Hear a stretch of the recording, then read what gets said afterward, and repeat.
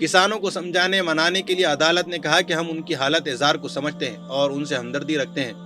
اس ہمدردی کا مظاہرہ شاہین باغ کی بابت دیکھنے کو نہیں ملا۔ عدلیہ نے آمد و رفت کو سہل بنانے کے لیے کسانوں کو اپنا طریقہ بدل کر احتجاج جاری رکھنے کا بھی مشورہ دیا ہے۔ عدالت نے یقین دہانی کی کہ وہ زرعی قوانین کے خلاف کسانوں کے احتجاج کا حق تسلیم کرتے ہیں اور دبانے کا سوال ہی پیدا نہیں ہوتا۔ عدالت صرف اس بات پر غور کر رہی ہے کہ احتجاج کے سبب کسی کی جان نہ جائے، لیکن کئی لوگ ابھی تک دوران احتجاج اپنی جان کا نذرانہ پیش کر چکے ہیں۔ عدالت نے کہا ساری کسان تنظیموں کو کمیٹی میں شمولیت کا خط بھیجا جائے گا اور سرمائی چھٹیوں کے دوران تعطیلاتی بینچ اس معاملے کو دیکھے گی۔